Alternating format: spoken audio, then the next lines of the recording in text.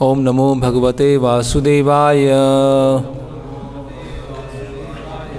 ओम नमो भगवते वासुदेवाय। ओम नमो भगवते वासुदेवाय।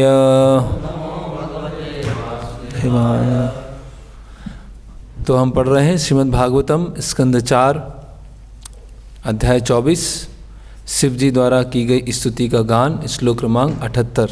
शब्द पाठ। इदम यह कल्ये उत्थाय प्राञ्जलिः श्रद्धया अन्वितः शृणुयात श्रावयेत मर्त्यः मुच्यते कर्मबन्धनै। इदं या कल्य उत्थाय प्राञ्जलि श्रद्धयान्वितः शृणुयात् श्रावयेन मर्त्यो मुच्यते कर्मबन्धनै। इदं या कल्य उत्थाय प्राञ्जलि श्रद्धयान्वितः शृणुयात् श्रावयेन मर्त्यो मुच्यते कर्मबन्धनै। इदं यः कल्य उत्थाय प्राञ्जलिः श्रद्धयान्वितः शृणुयात् श्रावयेन मर्त्यो मुच्यते कर्मबन्धनै।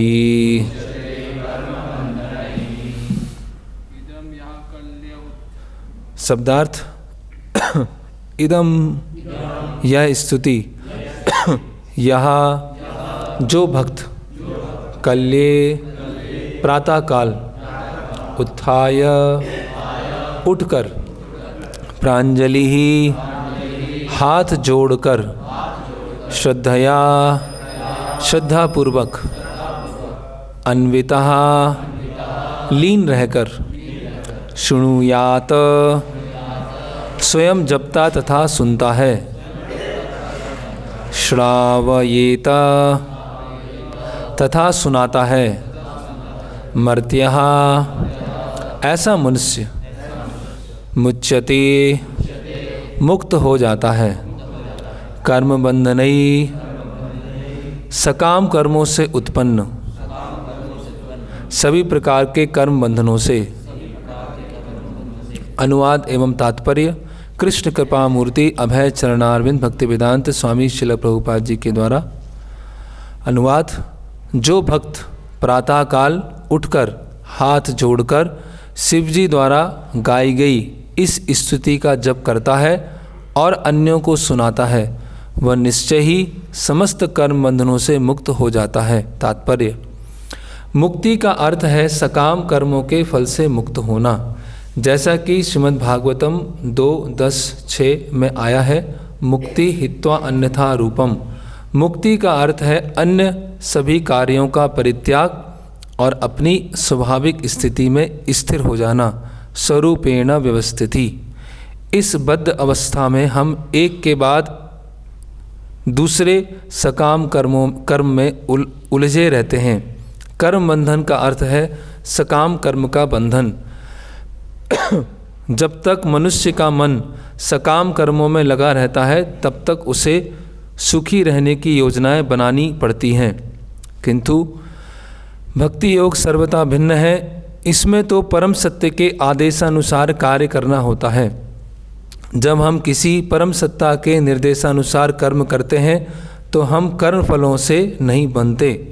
उदाहरणार्थ, अर्जुन ने इसलिए युद्ध किया क्योंकि भगवान चाहते थे, अतः युद्ध के परिणाम के लिए अर्जुन जिम्मेदार न था। जहाँ तक भक्ति का प्रश्न है, श्रवण तथा कीर्तन भी उतना ही अच्छा है जितना कि शरीर, मन तथा इंद्रियों से कर्म करना। वास्तव में श्रवण तथा कीर्तन भी इंद्रियों के कर्म ही हैं। जब इंद्रियों का उपयोग अपनी इंद्रिय तृप्ति के लिए किया जाता है तो वे मनुष्य को कर्म में फंसा देती हैं, किंतु जब उनका उपयोग भगवान को प्रसन्न करने के लिए किया जाता है तो वे उसे भक्ति में स्थापित कर देती हैं। ओम अज्ञानतिमिरन्धस्य ज्ञानञ्जनं शलाकया चक्षुरुन्मिलितं येन तस्मै श्री गुरुवे नमः। श्री चैतन्य मनोभीष्टं स्थापितं येन भूतले स्वयं रूप कदा मह्यं ददाति स्वापदान्तिकं। वन्देऽहं श्रीगुरो श्रीयुतपदकमलं श्रीगुरून् वैष्णवांश्च श्रीरूपं साग्रजातं सहगण रघुनाथान्वितं सजीवं साद्वैतं सावधूतं परिजनसहितं कृष्णचैतन्यदेवं श्रीराधा कृष्णपादान् सहगण ललिता श्रीविशाखान्वितांश्च। नमः ओं विष्णुपादाय कृष्णपृष्ठाय भूतले श्रीमते भक्तिवेदांत स्वामीति नामने। नमस्ते सारस्वते देवे गौरवाणी प्रचारणे निर्विशेष शून्यवादी पाश्चात्य देशे तारणे। जय श्री कृष्ण चैतन्य प्रभु नित्यानंद श्री अद्वैत गदाधर शिवासादि गौर भक्त वृंद। हरे कृष्णा कृष्ण कृष्ण हरे हरे, हरे राम राम राम हरे हरे। हरे कृष्ण। तो यहाँ पर रुद्र गीत जो भगवान शिव ने प्रचेता गणों को सुनाया, उसकी ये फलश्रुति है कि जो भी इस रुद्र गीत को प्रातःकाल उठकर स्वयं जप करता है, दूसरों को सुनाता है, तो वो समस्त कर्म बंधनों से मुक्त हो जाता है। इदम या कल्य उत्थाय, इदम मतलब ये स्तुति, ये स्तोत्र, प्रांजलि श्रद्धान्विता, श्रद्धापूर्वक। जिस तरह से शास्त्रों में अलग अलग स्तुतियाँ दी जाती हैं, ऐसे कुंती महारानी की स्तुतियाँ हैं, प्रहलाद महाराज की प्रार्थनाएं हैं, गजेंद्र की प्रार्थनाएं हैं, उसी तरह से ये रुद्र गीत है। तो ये प्रमाणिक जो आचार्य हैं, प्रमाणिक भक्त हैं, महाजन हैं, उनके द्वारा ये स्तुतियाँ बताई गई हैं। और उन स्तुतियों को जब हम गाते हैं, उन स्तुतियों को गाते हुए उसके अर्थ को भी समझते हैं और अर्थ को समझकर फिर उन स्थितियों को पालन करने का भी प्रयास करते हैं, तो सारा उसमें सम्मिलित है। केवल उसको जप करना, दूसरों को सुनाना, वो तो है ही, लेकिन वो कंप्लीट कब होगा? जब उसको हम उस जो स्तुति है, जो हम स्तुति गान कर रहे हैं, उसको स्वयं पालन भी करें। सुनु याच श्राव येन मर्तयो, स्वयं जपता है तथा सुनाता है। मुच्यन्ते कर्म बंधने, तो उसको क्या हो जाता है? कर्म बंधन से मुक्त हो जाता है। तो यहाँ पर श्रील प्रभुपाद बता रहे हैं कर्म बंधन से मुक्त होने का मतलब क्या? मुक्ति मतलब क्या है? मुक्ति हित्वा अन्यथा रूपेण स्वरूपेण व्यवस्थिति। मुक्ति क्या है? अपनी वास्तविक स्थिति में स्थित होना है, अपनी स्वाभाविक स्थिति में स्थित होना है। जीवेर स्वरूप होए कृष्णेर नित्य दास। अब हम कृष्ण के दास हैं, उस स्वाभाविक स्थिति में स्थित होना है। तो स्वाभाविक स्थिति में स्थित होने से हमें कौन रोकते हैं? कर्म बंधन रोकते हैं। और कर्म बंधन कैसे होते हैं? जो इंद्रिय तृप्ति होती है ना, जो भोग करने की इच्छा होती है, या उसको और गहराई में देखें तो जो अज्ञानता होती है वो हमारे कर्म बंधन का कारण होती है। जब अज्ञानता होती है तो हमें पता नहीं होता है क्या पाप है, क्या पुण्य है, और हम कार्य करते हैं और कार्य करने के बाद हम बंध जाते हैं, कर्म पाश है ना, बंधन में बंध जाते हैं। तो जो अज्ञानता है वो क्या है? बीज है। तो अज्ञानता रूपी बीज के कारण हम क्या करते हैं? ऐसे कार्य करते हैं, और उन कार्य के कारण क्या होता है? कर्म बंधन में हम फंस जाते हैं। तो सबसे जो महत्वपूर्ण है वो अज्ञानता को नष्ट करना है। जैसे कि शास्त्रों में उदाहरण बताया जाता है कि जैसे कि एक कोई चना है ना, कोई चने का बीज है जो कि कच्चा है, तो उसको अगर हम कहीं बोएंगे, कहीं उसको रखेंगे या पानी में किसी कपड़े में रखेंगे, तो वो कुछ समय के बाद क्या हो जाएगा? अंकुरित हो जाएगा, है ना। लेकिन उस चने को अगर हम फ्राई कर देंगे, उसको सेक देंगे और फिर पानी में रखेंगे या कपड़े से बांध के रखेंगे, तो वो अंकुरित नहीं होगा। तो उसी तरह से जो अज्ञानता रूपी बीज है जब वो जल जाएगा, केचित केवला भक्ता वासुदेव परायणा अगंत उन्वंशी कार्चनेय निहारा इव भास्करा। तो ये श्लोक और अच्छे से अभी सर्दियों में समझ सकते हैं कि जैसे कोहरा है ना, तो कोहरा है तो जब हम जैसे कोहरे की वजह से बहुत सारी ट्रेन लेट हो रही हैं आजकल, है ना, या फ्लाइट लेट हो रही हैं, चलना मुश्किल होता है। कोहरा है तो बहुत धुंध छाया हुआ है, और जहाँ पर पॉल्यूशन अधिक होता है तो वहाँ पर कोहरा और लंबे समय तक रहता है। कहीं कहीं स्टेट में तो दिन में भी कोहरा है ना, तो वहाँ की जलवायु ऐसी है, यहाँ वहाँ प्रदूषण इतना है, कोहरा इतना छाया है। राजस्थान में कुछ जगह ऐसा है कि इतना कोहरा होता था कि हाथ दिखाई नहीं देता था खुद का। हम बैठे हुए हैं तो हाथ अगर है तो वो भी अच्छे से दिखाई नहीं दे रहा है, क्योंकि क्या है, बहुत ज़्यादा कोहरा छाया हुआ। तो जब कोहरा छाया है तो व्यक्ति क्या है, देख नहीं पाता है, सही तरह से वो देख नहीं पाता है, खुद को भी नहीं देख पा रहा है, इतना कोहरा छा गया। उसको राइट जाना है, लेफ़्ट जाना है, सीधे जाना है। इसीलिए क्या होता है, वो धीरे धीरे धीरे धीरे चलता है। जब सूर्य का प्रकाश तेज होता है, या सूर्य जब ऊपर होता है 12 बजे मध्याह्न के समय, तो वो कोहरा क्या होता है, छट जाता है, तो फिर हम गाड़ी को तेज़ी से चला सकते हैं। उसी तरह से अज्ञान का कोहरा है ना, अगर हमें कुछ सिद्धांतों का कोहरा है तो उसकी वजह से क्या होगा, भक्ति में चलना क्या होगा, बहुत मुश्किल होगा। यहाँ तक कि खुद को पहचानना बहुत मुश्किल होगा। पहले खुद को पहचान लें फिर भक्ति कर लें, वो दूसरी बात है।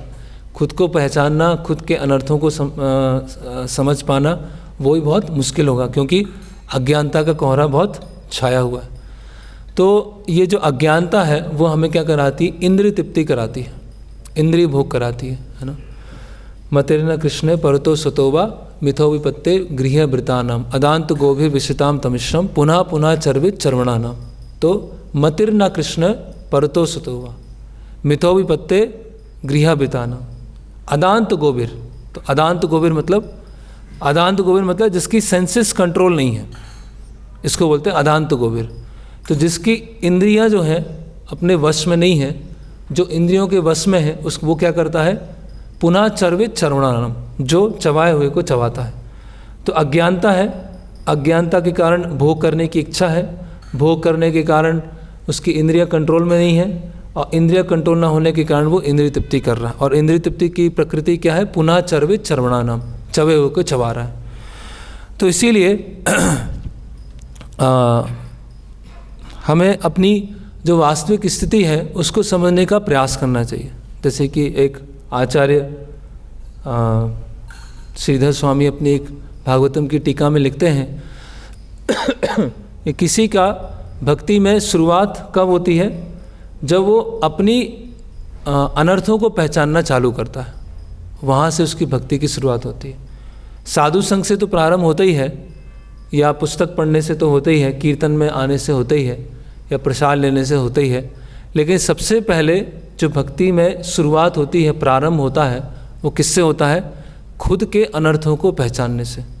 अगर हम खुद के अनर्थों को नहीं पहचान पा रहे हैं, अपनी गलतियों को नहीं पहचान पा रहे हैं, हमारे अंदर क्या त्रुटियां हम कर रहे हैं, हमसे क्या त्रुटियां हो रही हैं, अगर हम वो पहचानने में ही असक्षम हैं, इतना अधिक अज्ञान भरा हुआ है हमारे अंदर कि हम इतने अंधे हो गए हैं कि हम अपने खुद के ही अनर्थों को नहीं पहचान पा रहे हैं, तो दूसरों के अनर्थों को पहचानना और उनको उन अनर्थों से निकलने में सहायता करना, है ना, वो कैसे कर पाएंगे। जब हम खुद की सहायता नहीं कर सकते हैं तो दूसरों की सहायता क्या करेंगे।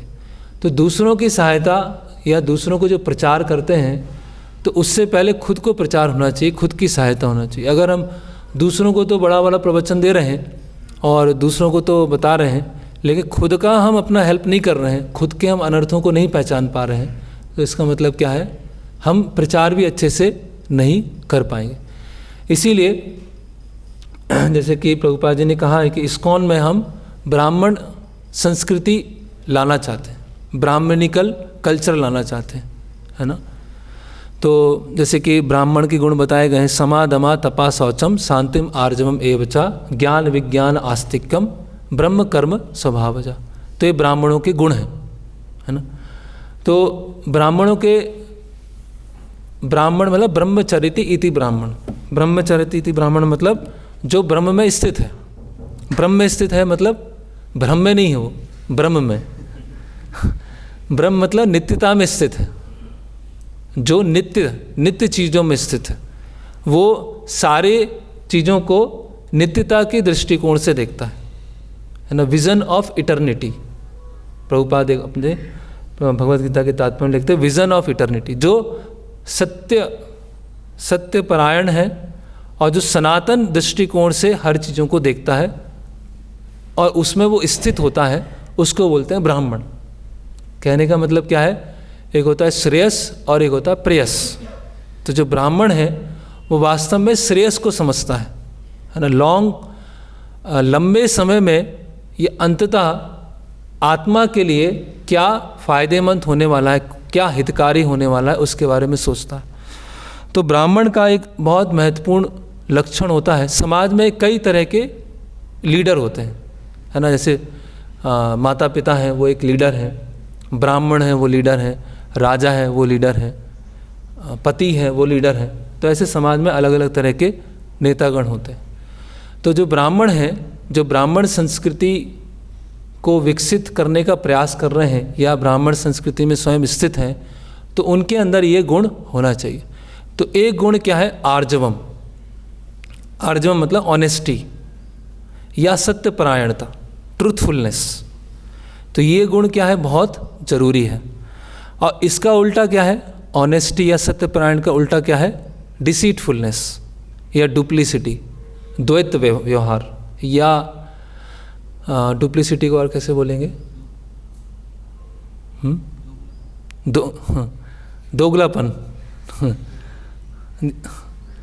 दोगलापन है ना।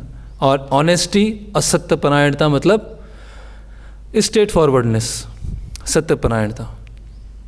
तो एक स्टोरी आती है पंचतंत्र में या हितोपदेश में, ये सत्यपरायणता के बारे में, कि एक व्यक्ति होता है, उसका जो कार्य है वो क्या होता है, लकड़ी काटना, है ना। तो लकड़ी काटने के लिए रोज़ जंगल जाता है। एक बार क्या होता है कि एक नदी के पास में एक पेड़ लगा होता है, तो वो लकड़ी को काटता है। और लकड़ी काटते काटते क्या होती है, उसकी कुल्हाड़ी होती है वो पानी में गिर जाती है। तो जब पानी में इसकी कुल्हाड़ी गिर जाती है तो पानी के कोई देवता हैं ऐसे वहाँ प्रकट होते हैं, और प्रकट होकर सोने की कुल्हाड़ी लेके आते हैं और बोलते हैं कि ये तुम्हारी कुल्हाड़ी जो है वो गिर गई थी पानी में, तो ये तुम्हारी कुल्हाड़ी है। तो व्यक्ति बोलता है नहीं, ये मेरी कुल्हाड़ी नहीं है, ये तो मेरी कुल्हाड़ी तो दूसरी थी।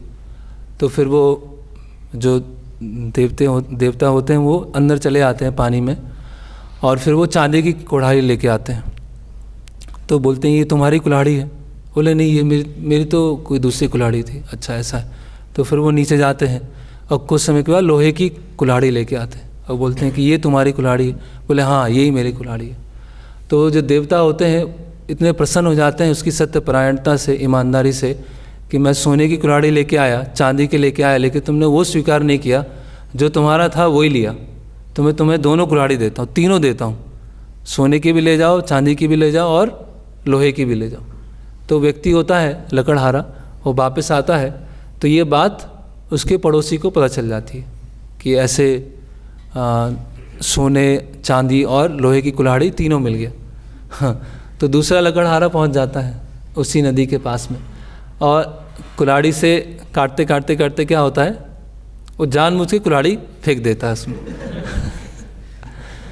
तो जब कुल्हाड़ी नदी में चली जाती है तो फिर देवता आते हैं, तो वो सोने की कुल्हाड़ी लेके आते हैं। बोले ये आपकी कुल्हाड़ी है? बोले हाँ, ये मेरी है।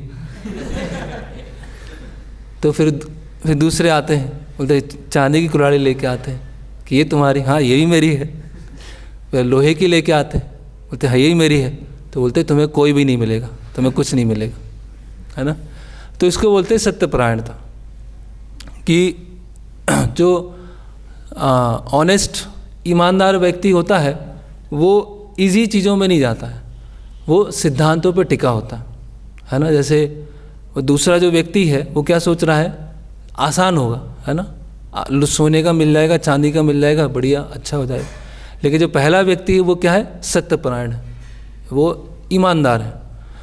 तो ये ईमानदारी जो है ये बहुत महत्वपूर्ण गुण है ना, ये सत्यपरायणता बहुत महत्वपूर्ण गुण है। और ये सत्यपरायणता जिनके अंदर होती है या जिनके अंदर ईमानदारी का गुण होता है, वो क्या हो जाते हैं, विश्वास पात्र बन जाते हैं। वो क्या बन जाते हैं, विश्वास पात्र। जिनके अंदर दोगलापन होता है, जिनके अंदर बातों को घुमाना आता है या बोलते कुछ हैं करते कुछ हैं, तो उन पे क्या होता है, धीरे धीरे विश्वास उन पे करना क्या हो जाता है, बहुत मुश्किल हो जाता है। यहाँ तक कि अगर वो डुप्लिसिटी ऐसे करते हैं बार बार या ऐसे दोगलापन करते हैं, तो अगर वो सही बोल रहे हैं तो क्या होगा, उनकी बात पे बार बार संशय आएगा, क्योंकि वो उनका चरित्र ही ऐसा है। तो इसीलिए हमारा जो व्यवहार है वो इस तरह से होना चाहिए कि हम हमारे जो सीनियर हैं, है ना, जो अंततः गुरु महाराज हैं और अंततः कृष्ण हैं, उनके हम विश्वास पात्र बन सकें। कृष्ण जो हैं हम पे विश्वास कर सकें, गुरु जो हैं हम पे विश्वास कर सकें, या जो सीनियर डिवोटीज़ हैं वो हम पर विश्वास कर सकें। विश्वास पात्र, ट्रस्ट वर्दी। और विश्वास पात्र मतलब, विश्वास पात्र का मतलब क्या होगा कि ये जो भक्त हैं इन पे विश्वास है, इनको जो बोला जाएगा वो उस चीज़ को करेंगे, है ना, जो इनको बताया गया है वो उस चीज़ करेंगे, है ना। तो भक्ति मतलब क्या है, भगवान का विश्वास को जीतना, गुरु के विश्वास को जीतना। गुरु जो है अगर सोचेंगे कि ये सेवा किनको दी जाए या इमरजेंसी आई है तो ये किसको बताया जाए, तो गुरु के मन में वो भक्त सबसे पहले आएंगे जो विश्वास पात्र होंगे कि इनको जो बोलूँगा वो तो करने ही वाले हैं, और इनको बोलूँगा तो इनको 100 बार जब बोलना पड़ेगा तब उसके बाद वो करेंगे। तो ये ऑनेस्टी का गुण होने से, सत्यपरायणता का गुण होने से हम गुरु के क्या हो जाते हैं, विश्वास पात्र बन जाते हैं। और यही भक्ति है, भगवान के और गुरु के हृदय को जीतना, है ना, विश्वासी। प्रभुपाद लिखते हैं कि ये जो कृष्ण भावनामृत आंदोलन है वो प्रेम और विश्वास पर बना है, लव एंड ट्रस्ट। यहाँ कोई भी संबंध है वो लव एंड ट्रस्ट पर है। यहाँ पर सब क्या है, स्वेच्छा से यहाँ पर आए हैं, वॉलंटरली आए हैं। यहाँ ऐसा नहीं है कि बंदूक की नोक पे काम किसी से कराया जाएगा, सब स्वेच्छा से कर रहे हैं। तो गुरु और जो सीनियर डिवोटीज हैं उनके विश्वास पात्र बनना, और जो हमारे अधीनस्थ हैं उनके लिए विश्वासु बनना, कि वो जो अधीनस्थ हैं वो हम पे विश्वास करके हमसे कुछ सीखना चाहें। तो ये जो ट्रस्ट वर्दीनेस, ये ऑनेस्टी, है ना, सत्यपरायणता गुण ऐसा है कि दोनों स्तर पे कार्य करता है। जो हमसे सीनियर हैं, अंततः गुरु महाराज हैं या कृष्ण हैं, वो हम पे विश्वास करें, और जो अधीनस्थ हैं वो हमको विश्वसनीय देखें। तो ये गुण कब आता है, जब हमारे जीवन में ट्रांसपेरेंसी होती है, हमारे जीवन में क्या होती है, पारदर्शिता होती है। ऐसा नहीं बोलते वॉक योर टॉक, जो बोलते हैं वो ही करते हैं। ऐसा नहीं बोलते तो बोलने में तो बहुत आदर्श वाली बात करते हैं, जब करने जाते हैं तो कुछ दूसरे ही करते हैं। तो इसीलिए और हम देखते हैं कि इस समाज में जैसे कोई स्टूडेंट है, उनसे बातचीत हो रहा था, तो वो किसी दूसरे स्टूडेंट के साथ में कोई बिजनेस कर रहे थे और बिजनेस में कुछ लॉस हो गया। तो लॉस जब हुआ तो जो पहले स्टूडेंट थे उनका दोनों ने मिलके पैसा लगाया था, और पैसा जब लगाया तो पहला जो विद्यार्थी थे उनको पूरा उसका लॉस को वहन करना पड़ा, और वो दूसरे स्टूडेंट को फ़ोन लगा रहे थे कि फ़ोन लगा के वो बातचीत करें क्या करना है, ये लॉस हो गया। तो फ़ोन लगा रहे तो फ़ोन उठा नहीं रहे, तो एक बार लगाया, 2 बार लगाया, कई दिन लगाया, 5-6 बार, कई दिन लगाते रहे तो फ़ोन नहीं उठाया। फिर दूसरे नंबर से लगाया तो फ़ोन उठ गया, और जैसे ही पता चला कि उनकी आवाज़ है तो तुरंत क्या कर दिया, फ़ोन कट कर दिया। तो वो विद्यार्थी बोल रहे थे कि प्रभु जी मेरा तो सबसे विश्वास ही उठ गया, मैं किसी पे विश्वास नहीं कर सकता, है ना। ये समाज ऐसे ही है कि हम किसी पे विश्वास नहीं कर सकते। तो किसी को भौतिक जगत में ऐसे एक्सपीरियंस हो जाते हैं, कड़वे एक्सपीरियंस हो जाते हैं, तो उसका जीवन कैसा हो जाता है कि को किसी पे विश्वास नहीं कर पाता। ऐसा है, सब पे संशय करता है, क्रॉस वेरीफाई करता है, डबल चेक करता है कि सही है नहीं है। तो इसीलिए कृष्ण भावनामृत आंदोलन में जो प्रचारक हैं, कोई भक्त है, उनका चरित्र ऐसा होना चाहिए, ऐसा सत्यपरायणता होना चाहिए कि वो विश्वसनीय बने, जो नव आगंतुक हैं उनके विश्वसनीय बने। जैसे सत्यपरायणता का एक उदाहरण हम देखते हैं महाभारत में कि युधिष्ठिर महाराज हैं। तो युधिष्ठिर महाराज जब पांचों पांडव जब वनवास में होते हैं तो एक बार पांडवों को क्या लगती है, बहुत प्यास लगती है ना। प्यास जब लगती है तो पास में पता चलता है कि पास में एक झील है और वहाँ पर कौन है, एक यक्ष है ना। तो नकुल जाते हैं, तो वो जो यक्ष बोलता है कि मुझे आपसे प्रश्न करने हैं, अगर आप प्रश्नों के उत्तर देंगे तो उसके बाद मैं आपको झील का पानी पीने दूंगा और पानी ले जाने दूंगा। तो नकुल ध्यान नहीं देते, पानी पी लेते हैं, सहदेव पी लेते हैं, अर्जुन पी लेते हैं, भीम पी लेते हैं, और सब बेहोश हो जाते, अचेतन हो जाते। फिर युधिष्ठिर महाराज चाहते हैं, तो युधिष्ठिर महाराज देखते हैं अपने चारों भाइयों की स्थिति को कि सब पानी पी के अचेतन पड़े हुए हैं। तो यक्ष बोलते हैं कि अगर आपने भी पानी पिया तो आपकी स्थिति भी क्या होगी, आपके भाइयों की तरह होगी, तो आप मेरे प्रश्नों के उत्तर दीजिए। तो युधिष्ठिर महाराज बोलते हैं बताइए क्या प्रश्न क्या है। तो वो प्रश्न पूछते हैं, और प्रश्न पूछने के बाद यक्ष बोलते हैं कि आपके 4 भाई हैं, तो 4 में से एक भाई को आप चुन लीजिए, वो उसको मैं जिंदा कर दूंगा, तो आप चारों में से किसी एक को चुन लीजिए।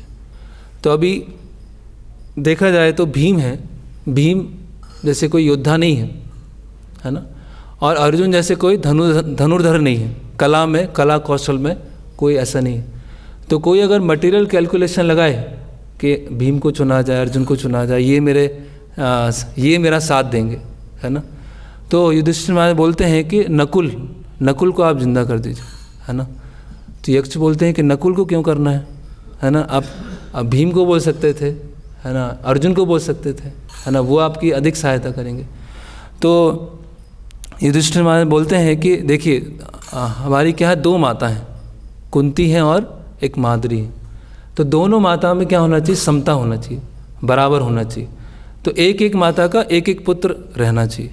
तो कुंती जो है उनका पुत्र मैं हूँ और माद्री उनका पुत्र नकुल रहना चाहिए। तो यक्ष सुन के इतना प्रसन्न हो जाते हैं और वो सोचते हैं कि दुनिया में आज भी ऐसे लोग हैं जो ऐसे इतना सोचते हैं। तो यक्ष क्या करते हैं, चारों भाइयों के क्या कर देते हैं, वो उनको जीवित कर देते हैं। तो यक्ष क्या इस तरह से उनसे उनका जो युधिष्ठिर महाराज है उनके चरित्र को देखना चाह रहे थे, कितने वो सत्यपरायण हैं, कितने वो ऑनेस्ट हैं। तो इसीलिए ये गुण विकसित करना बहुत ज़रूरी है कि प्रिंसिपल, है ना, सिद्धांत, चरित्रवान होना। ऐसे नहीं जहाँ पे कोई चीज़ इजी हुआ, कोई सरल लगा उसको कर लिया, है ना, झूठ का भी सहारा ले लिया, है ना, जल्दी कुछ करना था उसको कर लिया। लेकिन प्रिंसिपल क्या है, उसको हमने उस पर समझौता कर लिया। तो ये तो शास्त्रों में ऐसे हम बहुत सारे अलग अलग उदाहरण देखते हैं जो प्रिंसिपल पे पक्के होते हैं, उनके जीवन में कठिनाई भी आती है, समस्याएं भी आती हैं, बहुत लोग बोलते भी हैं, समय भी अधिक लग जाता है, बहुत सारी चीज़ें होती हैं। और जो ईजी वाला होता है उसको थोड़े समय में तो फ़ायदा हो जाता है, लेकिन लॉन्ग टर्म में उसको फ़ायदा नहीं होता। तो ये बहुत ज़रूरी है कि हम अपने जो डीलिंग्स हैं उसमें ईमानदार रहें।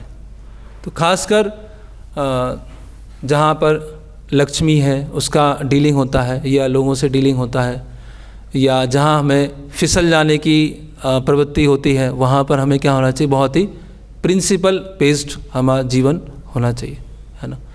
जैसे कि उदाहरण के लिए फंड कलेक्शन डिपार्टमेंट है ना। तो फंड कलेक्शन डिपार्टमेंट है तो कभी कभी होता है कि आसानी से, जैसे एक बार हुआ, एक कोई भक्त थे, उन्होंने कहा प्रभु जी संडे को तो कोई प्रसाद स्पॉन्सर नहीं करते हैं, तो हम क्या करते हैं, एक बोर्ड पे लिख देते हैं, किसी का भी नाम लिख देते हैं, और किसी का भी नाम लिख देते हैं कि इनके द्वारा आज स्पॉन्सर हुआ है। तो बाकी लोग देखेंगे कि इनके द्वारा स्पॉन्सर हुआ है, तो बाकी लोगों को भी प्रेरणा मिलेगी, है ना। तो ऐसे गलत अगर लिखेंगे तो हम ईमानदार कहाँ हैं, आर्जवम का गुण कहाँ है, हम भगवान के ऊपर निर्भर कहाँ हैं। हम अच्छे से उसको अनाउंस करें, अच्छे से उसको डिस्प्ले करें और सबको बताएं कि इन्होंने स्पॉन्सर किया। ऐसे ट्रिक्स क्यों लगाना है ना, ऐसे एक चालूपन क्यों लेके आना है कि ये हम इस तरह से करेंगे और हमको वो चीज़ें डोनेशन मिल जाएगा। तो ये इससे क्या है, लोगों का विश्वास है, लोगों का विश्वास क्या है वो कम होता है। लोग देखते हैं कि उनका जो लक्ष्मी वो कहाँ, जैसे मान लीजिए फेस्टिवल है ना, और फेस्टिवल में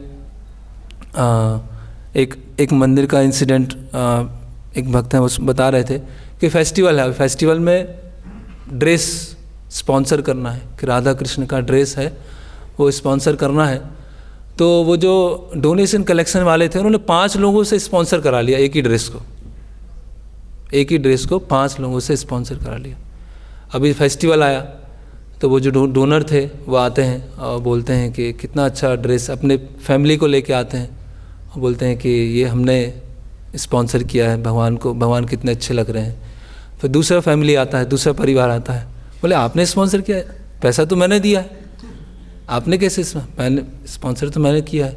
ऐसे तीसरा फैमिली आ जाता है ना। तो आपस में क्या हो जाता है, बहुत झगड़ा हो जाता है। बोलते हैं कि कैसे, तो अभी अविश्वास किस पे बनेगा, मंदिर के ऊपर बनेगा। अभी जो फंड कलेक्शन करने वाले भक्त हैं वो तो सोच रहे हैं कि हम फंड्स लेके आएंगे तो एक्स्ट्रा फंड आ जाएगा, उसको हम दूसरी जगह लगा देंगे, किसी को हम अपना प्रसाद डिस्ट्रीब्यूशन में लगा देंगे, किसी से ब्रह्मचारी आश्रम में कुछ कमी है उससे कुछ खरीद लेंगे और भगवान का एक ड्रेस स्पॉन्सर करा दें। लेकिन उससे कराने से हुआ क्या कि आपने जो आम पब्लिक है उसका ट्रस्ट खो दिया, उसका क्या है, विश्वास खो दिया। क्योंकि आपने क्या अपना वो तिगड़म लगाया कि एक चीज़ पे हम 5 लोग का डोनेशन ले लेंगे और फिर 5 को अलग अलग डिस्ट्रीब्यूट कर देंगे। तो बाद में फिर वो जो वहाँ के मैनेजर थे वो आते हैं, फिर वो बताते हैं कि आपको ऐसा नहीं करना चाहिए, जो दान दे रहे हैं उनको दान को वहीं पर लगाना है। इस तरह से डिसीटफुलनेस नहीं होना चाहिए, है ना। आपका इंटेंशन अच्छा है ना, कि भगवान की प्रसन्नता के लिए करना है, लेकिन आपका कार्य करने का जो तरीका है वो बहुत गलत है। वो आप में स्ट्रेट फॉरवर्डनेस नहीं है, आप में ऑनेस्टी की भावना नहीं है। तो ये हमें ये सीखना चाहिए कि इजी है ना। जो ऑनेस्ट नहीं होते हैं, सत्यपरायण नहीं होते हैं, वो इजी रास्ता ढूंढते रहते हैं, है ना, आसान रास्ते ढूंढते रहते हैं। आसानी से कैसे कर दिया, जल्दी कैसे कर दिया, और आसानी से करके जल्दी करके आराम करेंगे, सोएंगे।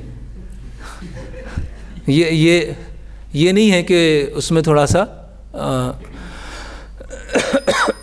तो इसीलिए ये बहुत ज़रूरी है कि हमारे अंदर ये आर्जवम का गुण आए। तो चैतन्य चरितामृत में एक वृत्तांत आता है इसी के ऊपर, ऑनेस्टी के ऊपर, जिसमें चैतन्य महाप्रभु अपने उदाहरण से बताते हैं कि एक चैतन्य महाप्रभु के एक पार्षद थे जिनका नाम था गोपीनाथ पटनायक। तो गोपीनाथ पटनायक जो थे वो एक सरकारी, एक गवर्नमेंट ऑफिसर थे, राज्य में ऑफिसर थे, और वहाँ के जो राजा हैं, है ना, उन्होंने उनको कुछ धन दिया, और धन देने के बाद बोला कि इस धन से आप जाइए और घोड़ा खरीद के लेके आइए, अच्छे हष्ट-पुष्ट घोड़े लेके आइए। तो गोपीनाथ पटनायक क्या होते हैं, घोड़े लेने के लिए जाते हैं, और जब घोड़े लेने जाते हैं तो बीच में ऐसी जगह पहुंचते हैं जहां पर कुछ शो चल रहा होता है ना, डांसिंग गर्ल्स, वो ऐसा कुछ शो चल रहा होता है। तो गोपीनाथ पटनायक वहाँ पर रुक जाते हैं और बहुत सारा पैसा वहीं खर्च कर देते हैं, उस शो में देखने में खर्च कर देते हैं। और फिर जब वहाँ पहुँचते हैं उनके पास पता चलता है अरे तो पैसा बचा ही नहीं। तो जितने घोड़े लाना था उतने घोड़े लेके नहीं आए, कुछ घोड़े लेके आ गए। तो ऐसे समय बीतता जाता है। तो राजा सोचते हैं कि गोपीनाथ पटनायक को मैंने धन दिया था और वो घोड़े लेके नहीं आया, तो क्या हुआ। तो राजा का जो राजकुमार था वो गुस्सा हो गया कि धन का, राजकोष का कैसे दुरुपयोग हो सकता है। गोपीनाथ पटनायक को पकड़ते हैं। तो गोपीनाथ पटनायक को बोलते हैं कि आप घोड़े लेके नहीं आए। बोले घोड़े लेके आया हूँ, है ना। और बोले नहीं, धन तो इतना था, आप घोड़े कम लेके आए। तो गोपीनाथ पटनायक बोलते हैं कि नहीं, मैं कुछ समय रुकिए, मैं लेके आऊँगा। अभी हुआ क्या धन का वो उन्होंने बताया नहीं, है ना। तो वो जो राजकुमार थे उन्होंने कहा कि उनको मार देते, मृत्युदंड दे देते, इनको मृत्युदंड ही मिलना चाहिए। इन्होंने राजकोष में क्या किया, हेर फेर किया है, कुछ गड़बड़ी की है, कुछ गोलमाल किया है उन्होंने। तो जब पता चलता है गोपीनाथ पटनायक को ऐसे मृत्युदंड मिलने वाला है, तो बाकी जो भक्त होते हैं चैतन्य महाप्रभु के पास में जाते हैं और चैतन्य महाप्रभु से बोलते हैं कि ये गोपीनाथ पटनायक है, आपका भक्त है, इसको बचाइए, राजा जो राजकुमार है वो मार देंगे। तो चैतन्य महाप्रभु बोलते हैं कि उसको क्यों बचाऊं मैं, है ना, उसके अंदर कपटता है, वो सरकारी ऑफिसर है, जिसके लिए धन दिया गया उसमें धन नहीं खर्च किया, दूसरे में खर्च करके आया। तो ऐसे डिसऑनेस्ट लोगों को, है ना, जो ईमानदार नहीं है, उससे मेरा कुछ लेना देना नहीं है। तो बाद में वो बात राजा प्रतापरुद्र तक पहुंचती है और राजा प्रतापरुद्र छुड़वा देते हैं। तो कहने का मतलब क्या है, इस इंसिडेंट का अर्थ क्या है कि जहाँ पर वो धन को खर्च करना था, उस धन को वहाँ खर्च ना करके व्यक्तिगत स्वार्थ में धन को खर्च कर दिया और फिर बताया नहीं कि किस में खर्च किया। तो इसीलिए ये भी एक बहुत महत्वपूर्ण गुण है कि जो भी हमारे पास एसेट्स हैं, जो भी हमारे पास संपत्ति है या जो भी हमें धन मिलता है, या कभी कभी हम ये ब्रह्मचारी उनके लिए एग्जाम्पल हो सकता है, कभी कभी हाउस प्रोग्राम में जाते हैं तो कोई हमको लक्ष्मी देते हैं, है ना, हमें लक्ष्मी दिया और हम लक्ष्मी हमने बैग में रख के भूल गए। अभी कुछ दिन पहले ऐसा हुआ कि एक सफाई करते समय एक बहुत बड़ा पैकेट इन्वेलप मिला और उसमें काफ़ी लक्ष्मी था। अभी जो लेके आए थे उनको ही पता नहीं वो लेके आए कहाँ उन्होंने रख दिया, है ना। हो सकता है उनकी दुर्भावना ना हो, लेकिन लापरवाही है, ये बहुत बड़ी लापरवाही है कि किन्हीं ने अपना कठिन परिश्रम से कमाया हुआ धन दिया है, भगवान की सेवा के लिए दिया है, और उसको अपने बैग में रख के भूल गए, लापरवाही किया, या जहाँ वो धन लगना चाहिए था वहाँ धन नहीं लगा। तो इसका मतलब क्या है, लापरवाही, क्या डिसऑनेस्टी, उसको हमने और कहीं लगा दिया। धन इकट्ठा हो गया, इकट्ठा होता गया, जहाँ भगवान के जो मेन अकाउंट से वहाँ में नहीं गया और खुद कहीं हमने साइड में उसको खर्च कर लिया। तो इसका मतलब क्या है, हम सत्यपरायण नहीं हैं, आर्जवम का हमारे अंदर गुण नहीं है। तो फिर क्या, समय के साथ तो चीज़ें धीरे धीरे पता चली जाती हैं कहाँ पे क्या हो रहा है, तो फिर विश्वास करना क्या हो जाता है, बहुत मुश्किल हो जाता है। फिर जो भी भक्त हैं उनका, सीनियर्स का उनके ऊपर विश्वास नहीं होता है, और जो अधीनस्थ होते हैं वो उन पर विश्वास नहीं करता। हमेशा क्या होता है, शक की नज़रों से देखना पड़ता है। तो इसीलिए ये बहुत ज़रूरी बात है कि हम अपने जो हम बोलें जो वचन, आजकल क्या होते हैं लोग, वचन के क्या होते हैं, वो नहीं होते, पक्के नहीं होते, वचन के धनी नहीं होते, है ना। जैसे कुछ भक्त होते हैं, उनको एक बार कोई कार्य दे दिया जाए कि ये करना है तो करके ही आएंगे, वो कार्य होगा ही, पक्का है। और एक तरह के कैटेगरी के भक्त होते हैं, उनको कार्य कोई देते हैं तो जब 100 बार फॉलोअप लेते हैं उसके बाद कार्य पूरा होता है।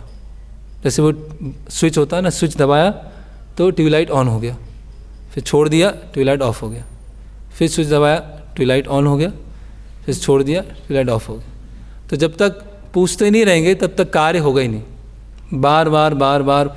उससे क्या होता है कि जब कठिन परिस्थिति होगी तो उन पर विश्वास नहीं करेंगे, क्योंकि क्या है, उनको कुछ बोल दिया और उन्होंने किया नहीं तो गड़बड़ हो जाएगी। किसको बोलेंगे, इनको बोल दिया, ये करके ही आएंगे। तो इससे क्या है, हम विश्वास को जीतते हैं, इससे क्या है, हम गुरु के विश्वास को हम जीतते हैं।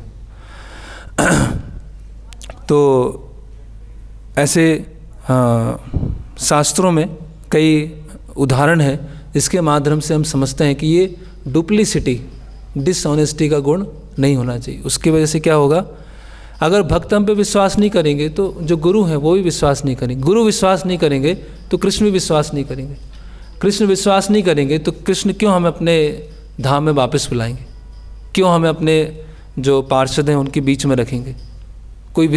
कोई अपना जैसे कोई लीडर होते हैं, चाहे वो कोई ब्राह्मण है या बाहर के उसमें देखा जाए प्रधानमंत्री हैं या कोई चीफ मिनिस्टर हैं, वो अपने नज़दीक में किन लोगों को रखते हैं, अपने इनर सर्कल में किसको रखते हैं, जो उनके क्या होते हैं, बहुत विश्वसनीय होते हैं कि जो उनको बोल दिया वो करेंगे।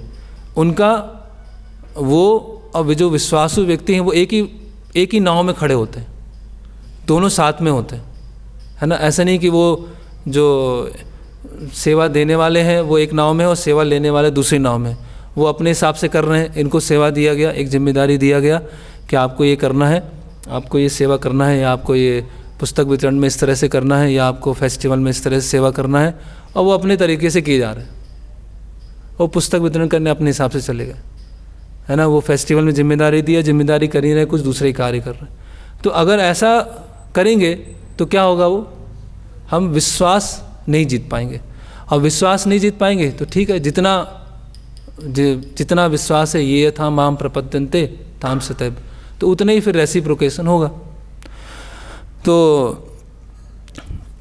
इसीलिए रूप गोस्वामी लिखते हैं भक्ति रसामृत सिंधु में कि जो भक्त हैं उनका ordinary one should be straight forward in ordinary dealings, है ना। ये 64 अंगों में से भक्ति के जो 64 अंग हैं, वैदिक साधना भक्ति है, उसमें से एक अंग बता रहे हैं रूप Goswami. One should be straight forward in ordinary dealings, सामान्य व्यवहार में क्या होना चाहिए, सत्यपरायण होना चाहिए, है ना। झूठ का सहारा नहीं लेना या फिर सस्ती चीज़ों का सहारा नहीं लेना, है ना। तो जैसे कि उदाहरण आता है सत्य काम जवाल, है ना। तो गौतम मुनि आते हैं, तो गौतम मुनि उन्होंने उनके विद्यार्थी होते हैं, तो जो बच्चा होता है सत्य काम जवाल, तो उसको इच्छा होती है कि मुझे गौतम मुनि से शिक्षा लेना है। तो गौतम मुनि जब अपने उसमें गुरुकुल में शामिल करते हैं तो गौतम मुनि बोलते हैं कि जाओ अपनी माँ से पूछ के आओ, गोत्र क्या है तुम्हारा जो गोत्र है उसके बाद ही मैं तुम्हें अपने साथ में लूँगा। तो सत्यकाम जवाल जो होते हैं वो जाते हैं अपनी माँ के पास और पूछते हैं कि मैं गौतम मुनि से पढ़ना चाहता हूँ, मेरा गोत्र क्या है ना।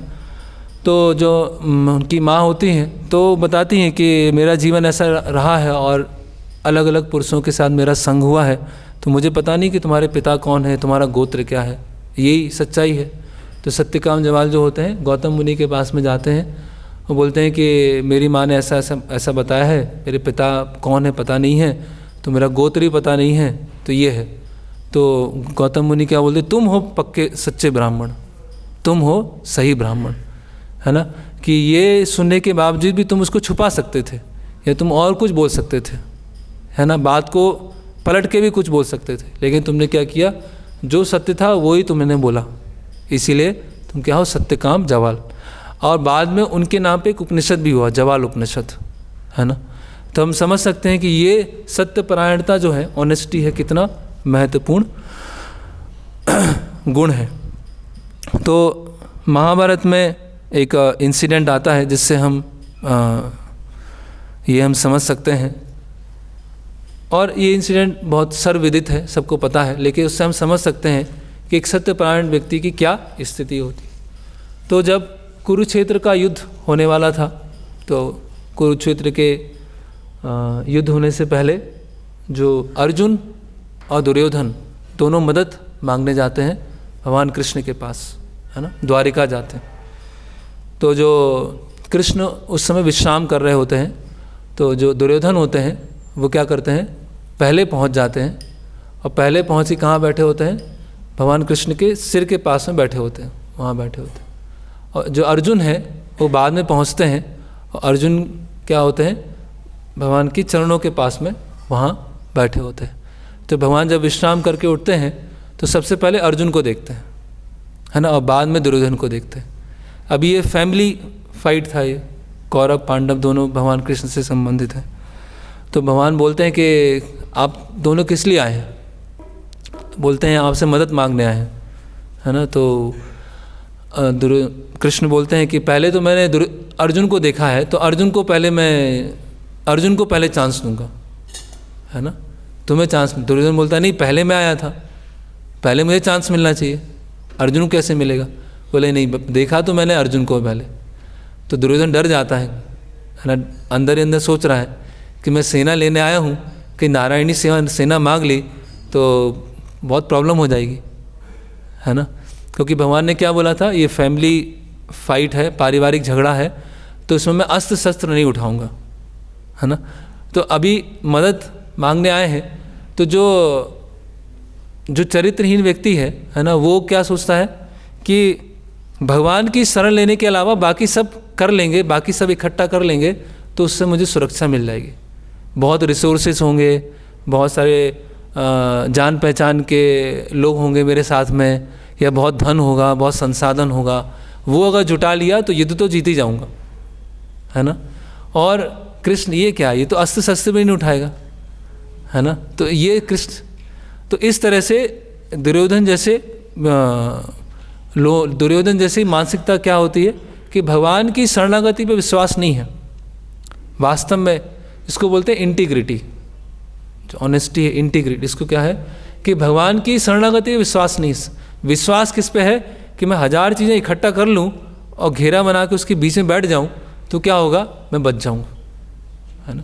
तो ये इस तरह से ये जो आसुरी प्रवृत्ति वाले का दिमाग इस तरह से चलता है। तो अर्जुन तो बहुत, दुर्योधन को डर लगता है कि पता नहीं इन्होंने नारायणी सेना मांग ली तो मैं तो हार ही जाऊँगा।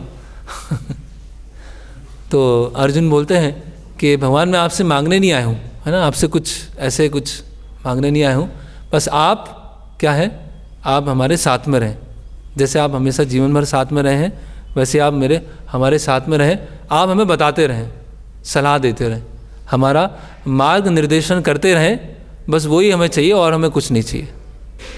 तो दुर्योधन क्या होता है, अंदर से बहुत खुश हो जाता है, अब बाहर से दुखी दिखाता है, अरे, है ना, दुख से बोलता है कि ये क्या कृष्ण को मांग लिया, मैं क्या सोच के आया था, चलो ठीक है मैं कॉम्प्रोमाइज़ कर लेता हूँ, अभी मैं समझौता कर लेता हूँ और ठीक है अभी जो बचा है वही ले लेता हूँ, क्या है, नारायणी सेना ले लेता हूँ, क्या है। तो ऐसे डुप्लिसिटी, ऐसा दोहरापन दिखाना, है ना, ऐसे स्ट्रेट फॉरवर्ड नहीं होना। तो फिर हम देखते हैं, इसीलिए भगवान जैसे प्रभुपाद भगवद गीता के प्रथम अध्याय के एक तात्पर्य में लिखते हैं, पार्थसारथी समझाते हैं, पार्थसारथी शब्द समझाते हैं ऋषिकेश, कि भगवान इंद्रियों के स्वामी हैं, है ना। तो वहाँ प्रभुपाद लिखते हैं कि हर जो जीव है उसकी इंद्रियों को भगवान गाइड करना चाहते हैं, हर किसी के जीवन के रथ को चलाना चाहते हैं भगवान। जैसे अर्जुन के रथ को चला रहे हैं उसी तरह से भगवान हर किसी के जीवन के रथ को चलाने को तैयार है। लेकिन हम, वो जो डोर है, रस्सी है, कितना हम भगवान के हाथ में देने को तैयार हैं वो हमारे ऊपर है। तो भगवान उतने ही अनुपात में हमारे जीवन का मार्ग निर्देशन करेंगे, उतने ही अनुपात में गाइड करेंगे जितने अनुपात में हमने अपनी स्वतंत्रता भगवान को दे के रखी। और जितना हमने अपने पास चीज़ों को लेके रखा है और भगवान को स्वतंत्रता दे के नहीं रखी है, गुरु को स्वतंत्रता दे के नहीं रखी है, उतना फिर वो इंटरफियर नहीं करेंगे, उतना फिर वो क्या है, इंटरफियर क्या बोलेंगे, उतना वो हस्तक्षेप नहीं करेंगे। तो ये सबके लिए है, केवल अर्जुन के लिए रथ सारथी नहीं है, वो हर किसी के जीवन का सारथी बनने के लिए तैयार है, ऐसे प्रभुपाद प्रथम अध्याय के एक तात्पर्य में लिखते हैं। तो अर्जुन, जो दुर्योधन है, वो सोच रहा है अरे तो अर्जुन तो मूर्ख है ना, कितना बड़ा मूर्ख निकला, जो अस्त्र शस्त्र नहीं उठा सकता उसको मांग लिया, मैं कितना इंटेलिजेंट व्यक्ति हूँ, है ना, मैं कितना बुद्धिमान हूँ, मैंने नारायणी सेना मिल गई मुझे, है ना, तो मेरे पास पावर है और मेरे पास 11 अक्षौणी सेना है, पांडवों की 7 अक्षौणी है, 11 अक्षौणी है, बड़े बड़े योद्धा मेरे पास में हैं, नारायणी सेना है। नारायणी सेना ऐसी थी जिसको आज तक किसी ने हराया नहीं था। 20 पितामह ऐसे हैं जिनको आज तक किसी ने हराया नहीं, दोनों ही दुर्योधन के साथ में। लेकिन समस्या क्या है, भगवान अपोजिट साइड भगवान दूसरी तरफ। तो इसीलिए ये जो आर्जवम का गुण है, सत्यपरायणता का गुण है, ये पालन करना क्या होता है, बहुत मुश्किल होता है। और हम देख सकते हैं इसके जो मूर्तिमान रूप हैं सत्यपरायणता के, वो कौन है, युधिष्ठिर महाराज, है ना। तो हम देखते हैं जैसे जब जो पांडव होते हैं वनवास में होते हैं, तो उस समय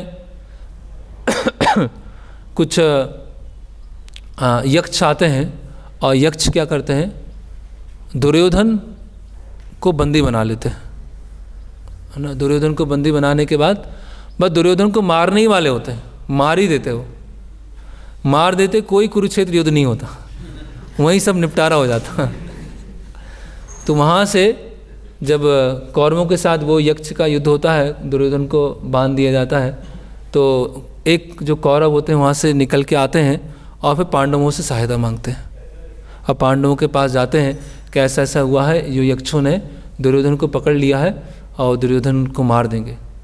तो भीम बहुत खुश हो जाते हैं, भीम बोलते हैं कि हमें तो करने नहीं देते, तो अच्छा ये दुर्योधन मर जाए, है ना।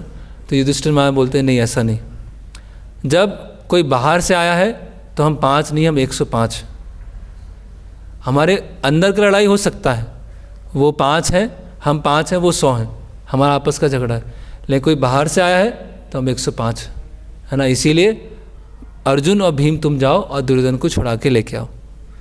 तो भीम बोलते अरे ये भी तो ये, है ना, धर्मराज। हम देखते हैं कि जब महाभारत में आता है स्वर्ग आरोहण पर्व, कि जब सारे पांडव और माता द्रौपदी, सुभद्रा माता जब वैकुंठ जा रहे होते हैं, स्वर्ग के लिए जा रहे होते हैं, तो जो भागवतम है उसमें थोड़ा सा अलग वर्णन है और महाभारत में अलग वर्णन है। तो उसमें क्या होता है कि महाभारत में बताया है कि एक एक करके सब गिरना चालू हो जाते हैं। जैसे जब वैकुंठ की तरफ जाते हैं, स्वर्ग की तरफ जाते हैं, तो माता द्रौपदी रास्ते में वहाँ पर गिर जाती है, फिर नकुल हैं, सहदेव वो गिर जाते हैं, भीम अर्जुन गिर जाते हैं, और युधिष्ठिर महाराज अकेले बचते हैं। और जब युधिष्ठिर महाराज के लिए विमान आता है ना, तो उस समय एक कुत्ता आ जाता है ना। तो कुत्ता युधिष्ठिर महाराज से बोलता है कि मुझे आप शरण दीजिए, है ना, मुझे ये जो मेरे शत्रु मार देंगे। तो युधिष्ठिर महाराज बोलते हैं कि ठीक है, आप मेरी शरण में रहो, कोई तुम्हें नुकसान नहीं पहुंचाएगा।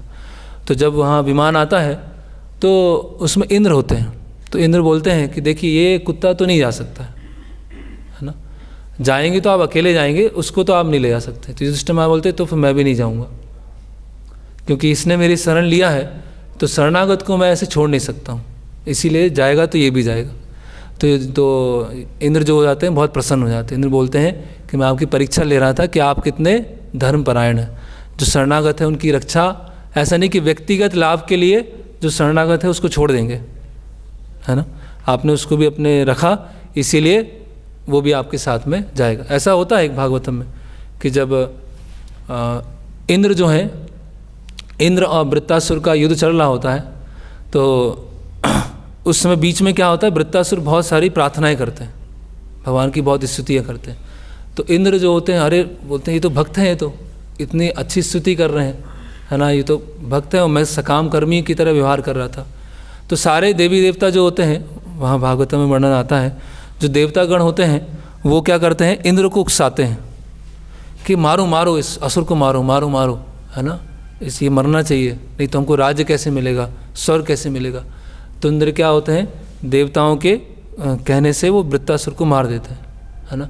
जब वृत्तासुर को मारते हैं तो, और जब जैसे ही वृत्तासुर से युद्ध होने वाला होता है, मारने की तैयारी होते हैं, तो सारे देवी देवता क्या हो जाते हैं, बच के वहाँ भाग जाते हैं वहाँ से। वो वृत्तासुर क्या है, इंद्र को तो मारने ही वाला था और बाकी देवी देवताओं को मारने वाला था। तो कहने का मतलब क्या है कि जो देवी देवता गण है, इंद्र को आगे किया और जैसी समस्या है वैसे ही भाग गए वहाँ से। तो ये इससे हम समझ सकते हैं, जैसे हम जब कोई सेवा में होते हैं तो जब कोई कठिनाई आती है तो व्यक्ति क्या है, उस कठिनाई में तुरंत पीछे हो जाता है, तुरंत वहाँ से भाग जाता है ना, बाकी लोग कर लेंगे, बाकी लोगों पे छोड़ दिया कि वो लोग कर लेंगे। बाकी लोग पिसते रहेंगे, हम तो अपना जाके अपना सो जाएंगे या अपना हियरिंग रीडिंग करेंगे, लेकिन बाकी जो इमरजेंसी आई है बाकी लोग डील करेंगे। तो ये क्या कह रहा, ये इंटीग्रिटी को नहीं दिखाएगा, ये है ना। सब हम यहाँ पर सेवा करने आए हैं, और साथ में अगर कोई घर है, घर में कोई समस्या आती है तो ऐसा नहीं कि अरे समस्या तो ये डील करते हैं, मैं जाके वहाँ पे सो जाता हूँ, आराम से सब चले। वो क्या है, उसमें खुद उसमें जो इमरजेंसीज क्रिएट होती है उसमें खुद वो चिंता लेते हैं और खुद उसको करने का प्रयास करते हैं। तो ये वो क्या बताता है, चरित्रवान चरित्र दिखाता है ना, कि जब कुछ क्रेडिट मिलता है, जब कुछ प्रिविलेज मिलता है या कुछ बढ़ाई होती है, तब सबसे आगे खड़े होते हैं, तब सबसे एकदम आगे खड़े हुए, है ना। जब कुछ समस्या आती है या जब कुछ कठिनाई आती है, कुछ प्रॉब्लम आती है, तो जूनियर को आगे खड़ा कर देते हैं। देखो तुमको सेवा बोला है ना, तुम सेवा करने जाओ, मेरे बहुत सारे काम हैं, बहुत सारा मीटिंग है, इसलिए तुम करो, मैं यहाँ। तो ऐसा जो लीडर है, ऐसा जो नेतृत्व करने वाला है, वो किसी का विश्वास पात्र नहीं बन सकता। वो जो अधीनस्थ है वो भी समझ जाते हैं कि ये प्रभु जी तो बस मेरे ऊपर डाल रहे हैं चीज़ों को, खुद करना नहीं चाहते हैं, मेरे ऊपर चीज़ों को डाल रहे हैं।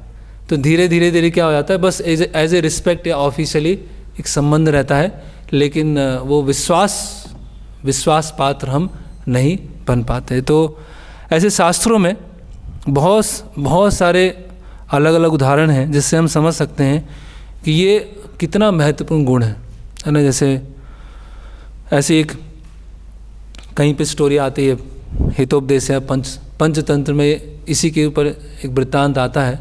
ये पॉइंट हम इसलिए डिस्कस कर रहे हैं क्योंकि ये बहुत ज़रूरी है ना। हम देखते हैं श्रील प्रभुपाद है, तो श्रील प्रभुपाद को देखने के बाद या श्रील प्रभुपाद जी से जो उनके आगे चल के शिष्य, उनको श्रील प्रभुपाद से मिलने के बाद उनको प्रभुपाद पे इतना विश्वास आ गया कि ये मेरे हित के बारे में सोचते हैं, है ना। ये इन पे हम पूरा विश्वास कर सकते हैं।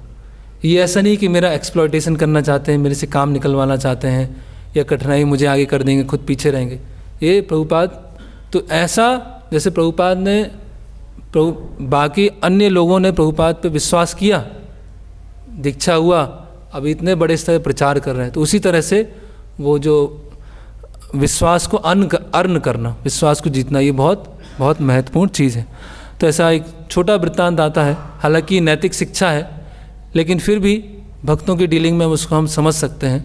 कोई एब्सोल्यूट प्रिंसिपल नहीं है, लेकिन फिर भी एक ऐसी स्टोरी आती है, उसमें एक बच्चा होता है, तो वो क्या करता है, उसके कोई घर में कोई बीमार होते हैं, तो डॉक्टर आते हैं और डॉक्टर जो क्या एक पर्चा लिखते हैं, बोलते हैं कि ये दवाई लेके आओ। तो दवाई लेने जाता है और दवाई लेके वो पैसा देता है, दुकान वाला पैसा देता है और दवाई लेके वो आ जाता है ना। तो जब दवाई लेके वो बच्चा वापस आता है तो पैसे को गिनता है, तो वो देखता है कि मैंने इतना पैसा दिया था और इतना पैसा मुझे वापस मिलना चाहिए, लेकिन इस दुकान वाले ने अधिक पैसा दे दिया मुझे, है ना, इसने अधिक पैसा दे दिया। तो जो दुकान वाला था वो चेक करता है कि अरे ये पैसा कहाँ चोरी हो गया, पैसा मिल नहीं रहा है, कहाँ चला गया, कहाँ किसको मैंने अधिक दे दिया पैसा। तो जो बच्चा था वो फिर वापस दुकानदार के पास में जाता है, वो बोलता है कि आपने गलती से अधिक पैसा मुझे दे दिया था, तो पैसा को मैं लौटाने आया हूँ। तो दुकानदार जो होता है बहुत प्रसन्न हो जाता है, बोले कितना अच्छा बच्चा है, सत्यपरायण है, उसके पास अगर अधिक धन आ गया गलती से तो उसको लौटाने आया है ना। कलयुग के लोग होंगे वो क्या करेंगे वो तो रख ही लेंगे, पास ही रख लेंगे, तो कोई ऑनेस्टी जैसा कुछ नहीं है। तो ये सारे गुण जो हैं, सारे गुण भगवान की शरणागति से ही आएंगे, है ना। भगवान की सुरक्षा पर विश्वास करने से ही गुण आएंगे। अगर भगवान की सुरक्षा पे विश्वास नहीं है या भगवान की शरणागति नहीं ली है, तो जब भगवान के ऊपर विश्वास नहीं है तो दूसरे हम पे कैसे विश्वास करेंगे। हमें खुद भी भगवान पे विश्वास नहीं है और हम सोचें कि दूसरे लोग मुझ पर विश्वास करें, ये तो कॉन्ट्राडिक्टरी हो गया ना, ये तो विरोधाभास हो गया, है ना। दूसरे मुझ पर विश्वास नहीं करें, दूसरे मेरी बात नहीं मानते। अरे भगवान की हम कितनी बात मान रहे हैं, भगवान को कितना हम फॉलो करें, गुरु को हम कितना फॉलो कर रहे हैं। तो इसीलिए ये तो युधिष्ठिर महाराज जो हैं महाभारत में, तो उनके अंदर ये गुण क्या है, सत्यपरायणता बहुत। और जैसे युधिष्ठिर महाराज का गुण है वैसे ही भगवान रामचंद्र का गुण है ना, दोनों सत्यपरायण, इंटीग्रिटी मतलब चरित्रवान। ऐसा नहीं है कि जब अकेले हैं तो कुछ और कर रहे हैं, जब साथ में है तो कुछ दूसरा कर रहे हैं, भीड़ में है तो कुछ कर रहे हैं, हमेशा एक है ना, एक जैसे है ना। तो जैसे हम भगवान रामचंद्र के बारे में देखते हैं, कई बार ऐसा इंसिडेंट आता है, जैसे 2 बार इसमें आता है कि जब भगवान रामचंद्र किष्किंधा में होते हैं तो वहाँ पर बाली को जब मार देते हैं, बाली को मारने के बाद सुग्रीव को राजा बना देते हैं। और सुग्रीव को राजा बनाने के बाद सुग्रीव बोलते हैं कि भगवान अभी तो चतुर्मास लग गया है, तो आप क्या कीजिए, किष्किंधा में आके हमारे साथ रहिए, उसके बाद हम सीता माता का खोज प्रारंभ करेंगे। तो भगवान क्या बोलते हैं कि मैंने वचन दिया है कि मैं 14 वर्ष तक केवल वनवास, वन में ही रहूँगा, किसी राज्य में नहीं रहूँगा, किसी शहर में नहीं रहूँगा, तो इसीलिए मैं आपके किष्किंधा उसमें रह नहीं सकता हूँ, मैं वन में ही रहूँगा। तो अभी कौन देखने आ रहा है वहाँ पर, कोई बोलने आ रहा है, कोई देखेगा वहाँ पर कि वो अपने वचन को पालन कर रहे हैं कि नहीं कर रहे हैं। लेकिन जो बोल दिया तो बोल दिया, बस बात ख़त्म, अभी करना है तो करना है बस। तो इसीलिए हम भगवान राम को फॉलो करना चाहते हैं। दूसरा इंसिडेंट देखते हैं, जब भगवान विभीषण को राजा बना देते हैं, है ना, तो विभीषण क्या बोलते हैं कि कुछ दिन आप यहाँ लंका में आइए, वास्तव में आप राजा हैं, आप राज्य में रहिए, मुझे सिखाइए, उसके बाद अयोध्या। तो भगवान क्या बोलते हैं कि मैं किसी राज्य में, किसी शहर में प्रवेश नहीं कर सकता हूँ, मुझे वन में ही रहना है, 14 वर्ष जब तक नहीं हो जाते तब तक मैं किसी शहर में जा नहीं सकता हूँ। तो भगवान का ये क्या है, सत्यपरायणता का गुण है। ऐसे हम पांडवों में भी देखते हैं, युधिष्ठिर महाराज में देखते हैं, जैसे धोखाधड़ी किया गया पांडवों के साथ, है ना, छल से संपत्ति लूट लिया गया, इंद्रप्रस्थ ले लिया, पूरी संपत्ति ले लिया, और माता द्रौपदी का अपमान किया गया, सब कुछ इस तरह से उनके साथ पूरा धोखाधड़ी हुआ, पूरा चीटिंग हुआ। तो बाद में ऐसा हुआ कि जो पांडव हैं 12 साल का वनवास होगा और 1 साल का अज्ञातवास होगा, और अज्ञातवास अगर टूट गया तो फिर से 12 साल का वनवास होगा और फिर 1 साल का अज्ञातवास होगा, ऐसे साइकिल चलता रहेगा।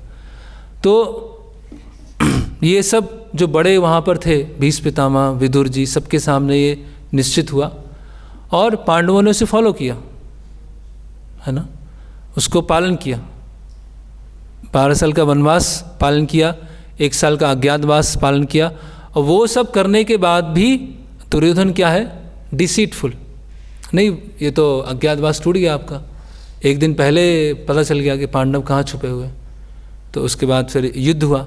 तो कहने का मतलब क्या है कि जो सत्यपरायण हैं, जो प्रिंसिपल पर अपना जीवन जीते हैं, उनको शुरुआत में बहुत कठिनाई हो सकती है, और जिनका कोई लालची हैं, लोभी हैं, धोखाधड़ी देते हैं, जैसे दुर्योधन, है ना, तो उनको शुरुआत में बहुत अच्छा लग सकता, शुरुआत में सब फेवरेबल होगा, सब बढ़िया होगा, लेकिन अल्टीमेटली क्या होगा वो हम महाभारत युद्ध में देखते हैं। तो इसीलिए ये जो कपटता, धोखा देना या फिर झूठ बोलना, है ना, ये प्रवृत्ति अगर हमारे अंदर होगी तो किसी के भी हम विश्वास पात्र नहीं बन पाएंगे। और इस तरह से इसलिए भक्ति सिद्धांत महाराज क्या बोलते हैं कि वैष्णव का वैष्णवता कहाँ से प्रारंभ होती है, सरलता से, कि व्यक्ति क्या होता है, सरलता का गुण होता है उसमें। अगर सरलता का गुण नहीं है तो वैष्णव नहीं बन सकता, वो हमेशा कुछ ना कुछ घुमा फिरी कुछ ना कुछ करेंगे, है ना। जीवन कैसा होना चाहिए, ट्रांसपेरेंट होना चाहिए। ऐसे बहुत सारे उदाहरण हैं जो हम ये इसके ऊपर हम चर्चा कर सकते हैं। जैसे अभी टेक्नोलॉजी का ज़माना है ना, तो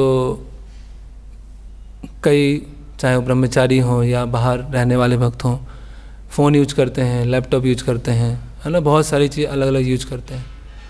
तो कभी कभी हम स्मार्टफोन उपयोग कर रहे हैं और कोई हमारे पास में आया, हमारे सामने आया, तुरंत हमने उसको स्मार्टफोन को छुपाने का प्रयास किया या उसको थोड़ा इधर उधर घुमाने का हमने प्रयास किया, या कोई आया तुरंत लैपटॉप बंद कर दिया, तुरंत स्क्रीन।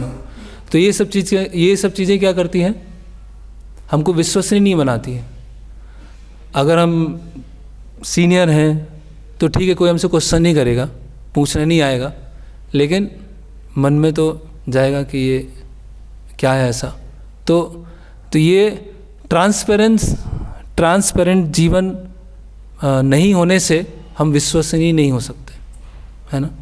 जैसे परम पूज्य भक्ति विकास महाराज अपने एक लेक्चर में बोल रहे थे कि एक भक्त हैं, उन्होंने महाराज से प्रश्न पूछा, वो उसका लेक्चर भी है। तो वो भक्त, उन्होंने प्रश्न पूछा कि मैं महाराज इंटरनेट प्रीचिंग चालू करना चाहता हूँ, लेकिन इंटरनेट प्रीचिंग के लिए कोई धन तो देंगे नहीं, तो मैं क्या करता हूँ, गौशाला के लिए दान ले लेता हूँ, और गौशाला के लिए दान लूँगा और उस दान का पैसा अपने इंटरनेट प्रीचिंग में लगा दूँगा। तो क्या मुझे ऐसा करना चाहिए? मैं भगवान की सेवा ही कर रहा हूँ, भगवान की सेवा के लिए कर रहा हूँ। तो महाराज ने उसका रिप्लाई दिया कि honesty is the best policy when dealing with devotees, कि जब हम भक्तों के साथ व्यवहार कर रहे हैं तो उसमें क्या है, ऑनेस्टी क्या है। इसीलिए फिर महाराज वहाँ आगे बोलते हैं, इसीलिए हमें श्रेयस के बारे में सोचना चाहिए, प्रेयस के बारे में नहीं सोचना चाहिए।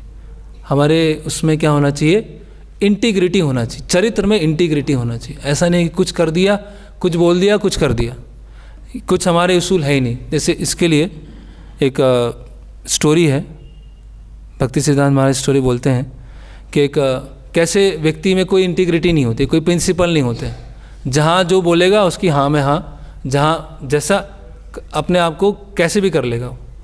तो एक वो होता है, जमींदार होता है। तो जमींदार के साथ में उसका नौकर बैठा होता है। तो जमींदार बोलता है कि आलू के बारे में बताओ, आलू कैसा सब्जी है, आलू कैसा होता है, आलू के बारे में जानना चाहता हूँ। तो नौकर बोलता है आलू से अच्छा कुछ है ही नहीं, आलू से अच्छा इस संसार में कुछ नहीं है। आलू तो क्या है, सब जगह आलू अगर किसी सब्जी में नहीं है तो सब्जी अच्छी नहीं होगी, और जो गोल आलू होता है वो तो बहुत ही अच्छा होता है ना। तो वो आलू के सब्जी में भी डाल सकते हैं, उसका सूखा सब्जी बना सकते हैं, गीला सब्जी बना सकते हैं, बहुत पोषण प्रदान करने वाला होता है। आलू के बिना सब कुछ अधूरा रहता है। तो आलू आलू आलू बोलते ही रहो। तो वो जमींदार ने बोला कि मुझे तो इतना हर चीज़ में आलू इतना अच्छा ही लगता है ना। बोले हाँ बात तो सही है ना, आलू इतना भी अच्छा नहीं है, आलू बीमारी बहुत करता है, बहुत गैस करता है आलू, और आलू को अधिक लेते हैं तो ये बीमारी हो जाती है, कभी कभी शुगर भी हो जाता है, इसीलिए इतना अधिक आलू नहीं लेना चाहिए, आलू इतना अच्छा नहीं। तो वो जमींदार बोलता है बैगन के बारे में बताओ, बैगन कैसा है? बोले बैगन जैसा सब्जी कोई है ही नहीं, कोई जैसा बैगन होता है उसका चटनी बना सकते हैं, उसका भरता बना सकते हैं, उसका सब्जी बना सकते हैं, और कितना चमकता है वो बैगन, कितना शाइन करता है ना। अलग अलग प्रकार के बैगन होते हैं, लंबे होते हैं, ऐसे गोल गोल होते हैं, कितने सारे बैगन होते हैं, कितना अच्छा खूबसूरत होता है। तो वो जमींदार बोलता है लेकिन बैगन खाने से क्या खुजली और सब इतना अच्छा नहीं होता बैगन। बोले हाँ बात तो सही है, इसीलिए उसका नाम बैगन है, बैगुन, कोई गुण ही नहीं है उसमें, है ना। इतना स्किन के लिए इतना अच्छा नहीं है, और उसको बैगन को अधिक मात्रा में लेंगे तो शरीर में। तो वो जमींदार बोलते तुम हो क्या भाई जब आलू बोलता हूँ तो आलू को बोलने लगते हो, जब बैगन बोलता हूँ तो बैगन को बोलने लगते हो, तुम्हारा है कुछ अपना कुछ है कि नहीं है? तो वो व्यक्ति बोलता है देखिए ना मुझे आलू प्रिय है, ना आलू का सेवक हूँ, ना बैगन का सेवक, मैं आपका सेवक हूँ। तो आप जो बोलोगे उसमें हाँ में हाँ मिलाना है मुझे।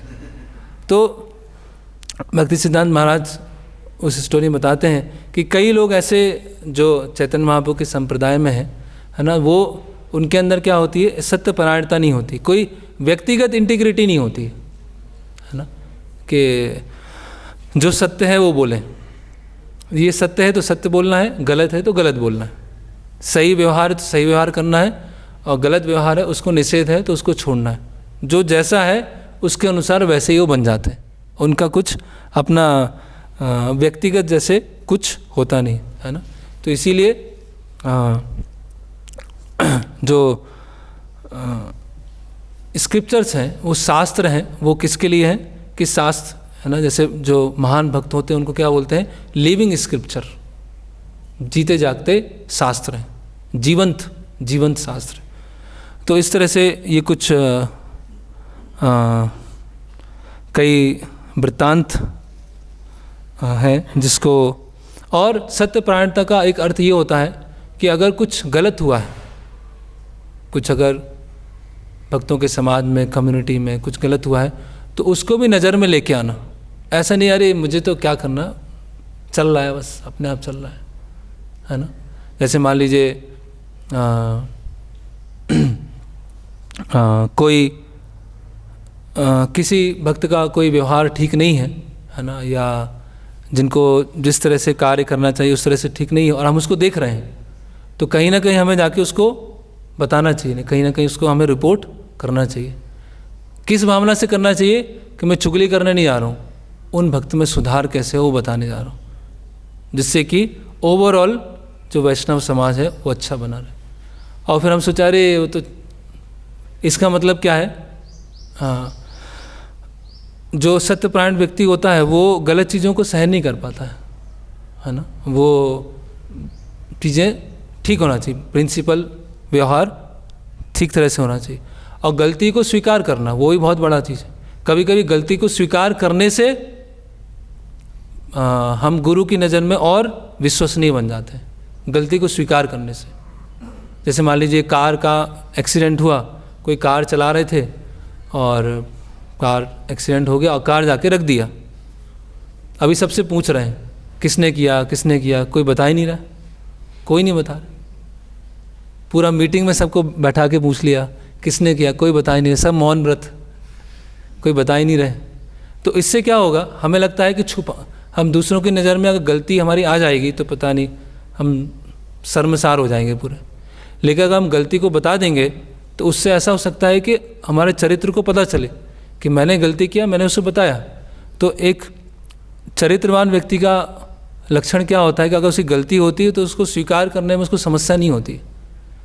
जैसे उस दिन मुरारी प्रभु बता रहे थे अपने लेक्चर में कि परम पूज्य दानवीर महाराज का एग्जाम्पल, कि दानवीर महाराज मंगला आरती में लेट आए तो एक पेपर पर लिखे हुए हैं और सबको दिखा रहे हैं पेपर, सबको पेपर दिखा रहे हैं। पेपर में क्या लिखा है कि मुझे बहुत अफसोस है, मैं बहुत लेट आया मंगला आरती में और मैं अगली बार से ध्यान रखूँगा। तो उसकी वजह से क्या हुआ, और रिस्पेक्ट बढ़ गया। तो गलती एडमिट करने से हम छोटे नहीं हो जाते, गलती एडमिट करने से क्या हो जाता है और हम विश्वसनीय हो जाते हैं कि हाँ ये सही होगा तो सही बोलेंगे, गलत होगा तो वो गलत बताएंगे। तो ये कुछ और भी इसमें कई चीज़ें हैं, समय हो गया है। किस तरह से हम ये अपना डुप्लिसिटी वाला बिहेवियर है उसको छोड़ें, स्ट्रेट फॉरवर्ड रहें, है ना, भगवान और गुरु के विश्वास पात्र बने, गुरु हम पे विश्वास कर सकें, ऐसा चरित्र विश्वास कर सकें, मतलब जो सेवा दिया है हाँ ये सेवा पक्के से करने वाला है, इनको सेवा लूँगा। और जो अधीनस्थ हैं वो भी हमको विश्वसनीय विश्वास, जैसे अधीनस्थ के प्रति विश्वास, कोई कॉन्फिडेंशियल चीज़ है, मान लीजिए 3 लोग आपस में डिस्कस कर रहे हैं किसी के बारे में कि ये भक्त ऐसे हैं। अभी ऐसा नहीं कि वो सब जगह बोलना चालू कर दिया सब भक्तों के बीच में, अरे वो मीटिंग में ऐसा डिस्कस हुआ था, वो भक्त ऐसे हैं। तो अगर हमने उसको कॉन्फिडेंशियलिटी को मेंटेन नहीं किया तो फिर क्या होगा, तो विश्वास अगली बार मीटिंग में नहीं बुलाएंगे उनको, क्योंकि ये तो मीटिंग की किसी के भक्त के कोई संघर्ष कर रहा है भक्ति में और उसका गुणगान कर रहे हैं, सारे आश्रम में बता रहे हैं उसको कि उनके साथ ऐसा हो रहा है, तो वो फिर विश्वसनीय नहीं हो पाएंगे। तो इस तरह से बहुत कई एग्जाम्पल हो सकते हैं, अभी समय हो गया है। इसलिए बृहद आरण्यक उपनिषद में बताया गया है, सर्वे भवन्तु सुखिना सर्वे सन्तु निरामया सर्वे भद्राणि पश्यन्तु माँ कश्चित् दुख भाग भवेत्। तो ये उपनिषद का वाक्य है कि सब सुखी हों, किसी को रोग नहीं हो, सबके जीवन में ऑस्पिशियसनेस हो और किसी के जीवन में दुख ना आए। ये भक्त की भावना होना चाहिए। तो यहाँ पर समाप्त करेंगे। हरे कृष्णा कृष्ण कृष्ण हरे हरे, हरे राम राम राम हरे हरे। किन्हीं का कोई प्रश्न है?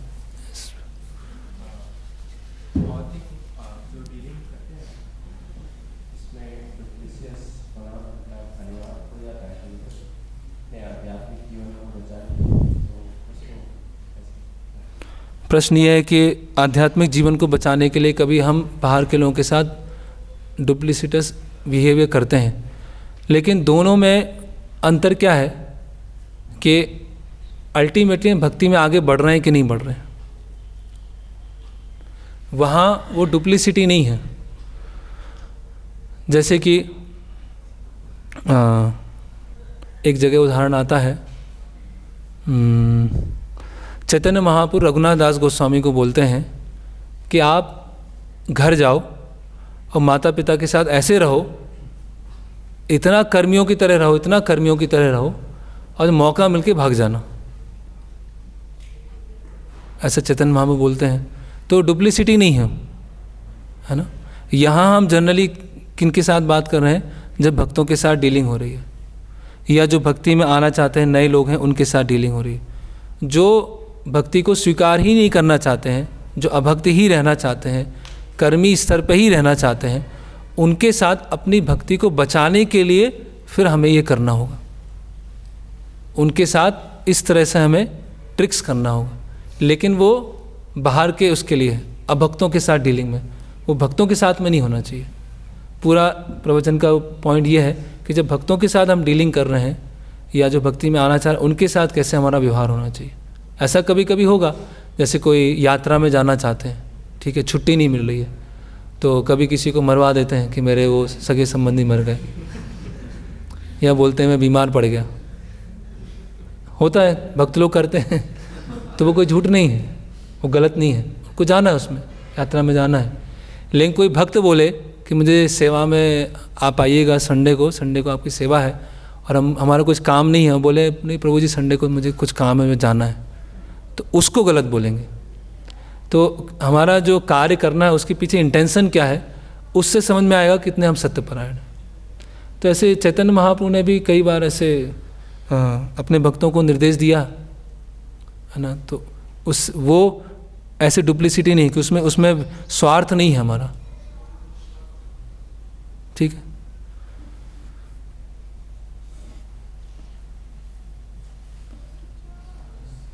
आचार्य प्रभु,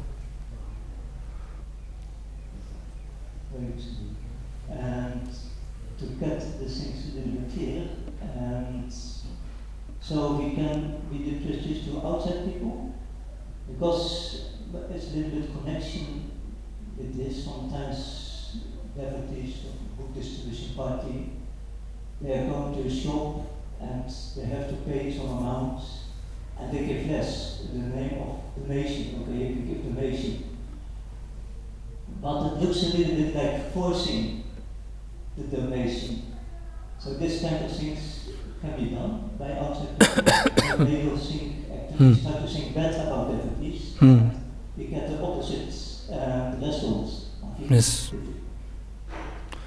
अच्छा प्रश्न है। प्रश्न ये है कि अभी के डिस्कशन के बाद ऐसा लग रहा है कि बाहर के लोगों के साथ हम डुप्लिसिटी व्यवहार कर सकते हैं। जैसे कोई मेडिसिन लेने गया और डोनेशन के लिए फोर्स किया और कम लक्ष्मी दिया, तो ऐसा क्या किया जा सकता है? तो जैसे कि परम पूज्य भक्ति विकास महाराज से किसी ने प्रश्न किया कि हम बस में जाते हैं या ट्रेन में जाते हैं, तो हम टिकट नहीं लें और बिना टिकट की यात्रा करें, तो पैसा बचेगा उसको भगवान की सेवा में लगाएं। तो ऐसा कर सकते हैं क्या? अच्छा है, टिकट के पैसे बचाते जाएंगे और जो धन होगा उसको भगवान की सेवा में लगाएंगे। तो महाराज ने बोला, महाराज ने उत्तर दिया, ऑनेस्टी के बारे में बताया महाराज ने कि आप बचा बचा के धन कितना इकट्ठा करेंगे, और अगर इनकेस पकड़े गए तो लोग देखेंगे कि भक्त लोग कैसे होते हैं। एक सामान्य नैतिकता के नियमों को भी पालन नहीं करते हैं, है ना। जो बस में या ट्रेन में जाने की एक सामान्य नैतिकता का नियम है, जिसमें आपका बहुत बड़ा सेविंग नहीं होने वाला है, कुछ थोड़ा बस सेविंग होगा, लेकिन अगर पकड़े गए उससे नुकसान ऐसा होगा कि लोग भक्तों को कैसे समझेंगे। लेकिन भक्त लोग ऐसे होते हैं कि इनको सामान्य नैतिकता के नियमों को पालन नहीं करते हैं। तो इनसे हम भगवत गीता के प्रश्न क्यों सुने? हम ये जो हमको बुक दे रहे हैं उनको क्यों लें? हम ये खुद ही नैतिकता के नियमों को पालन नहीं कर रहे हैं। तो इसीलिए जहाँ तक संभव हो सामान्य नैतिकता को फॉलो करना है। लेकिन जब वो ऐसा हो जाए कि भक्ति में सेवा करने में हमको उससे समस्या हो रही, तब ट्रिक लगा के, जैसे रघुनाथ दास गोस्वामी का एग्जाम्पल देखा, वहाँ ट्रिक लगा के फिर हमें उसको हट जाना चाहिए।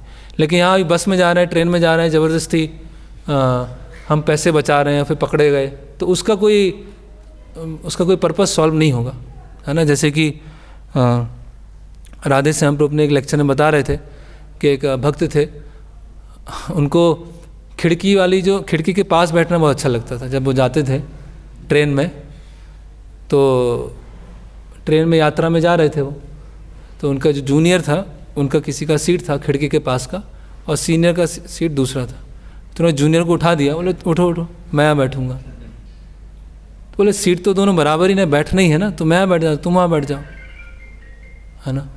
तो कुछ समय के बाद वो जो विंडो वाली सीट थी, वहाँ पे एक कर्मी व्यक्ति आया, दूसरा वो या भक्त आया, बोले मेरी सीट है। बोले अरे आप यहाँ बैठ जाइए ना, उसमें क्या, सीट तो सीट है। बोले सीट तो सीट है, तो आप क्यों नहीं बैठ रहे हैं? तो आपस में क्या झगड़ा हो गया, अभी छोटी चीज़ के लिए आपस में झगड़ा हो गया। तो बाद में फिर राधे श्याम प्रभु आते हैं, सुलझाते हैं कि आपको इतना बुद्धि नहीं, इतना अकल नहीं है कि सामान्य जनों के सामने कैसे व्यवहार, अगर आपको बराबर सीट लग रही तो आप यहाँ क्यों नहीं बैठ रहे हैं? तो ये क्या दिखाता है? ये इंटीग्रिटी को नहीं दिखाता है, अपनी सुविधा के लिए दूसरों को आप ये ले लीजिए।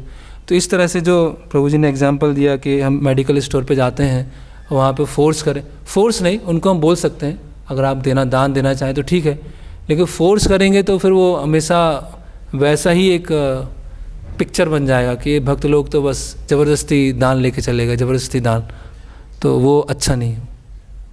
yes.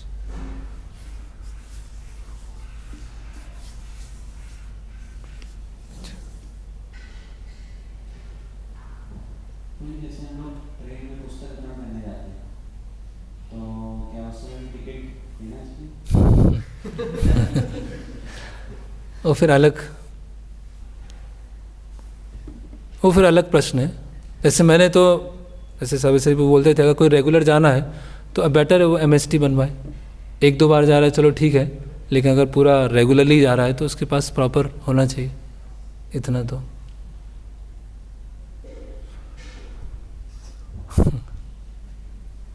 भीम प्रभु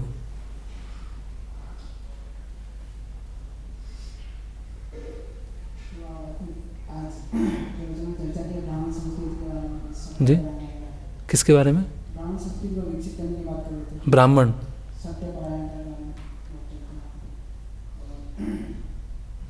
इसमें प्रश्न है कि जैसे अभी हमारे अंदर कितनी सत्ता प्रधानता है, तो जैसे हम पहले भी समझिए, तो वो बस हम जानते हैं और भगवान जानते हैं, और बाकी हम नहीं जानते, हम कितने दूध के दिले हुए हैं तो हम जानते हैं। तो लेकिन इसमें कभी क्या होता है कि जब हम अपने आप को अपने वरिष्ठों के सामने उस प्रकार प्रस्तुत करते हैं कि मैं सत्य परायण नहीं हूँ, तो लेकिन इसमें कभी क्या होता है, ऐसे कमेंट सुनने को मिलता है कि बाकी भक्तों से कि जब हम अपने को प्रस्तुत करें कि सत्य परायण मैं सत्य परायण हूँ, तो उस प्रकार जैसे बांग्ला में कहावत है, अति भक्ति चोरे लगता।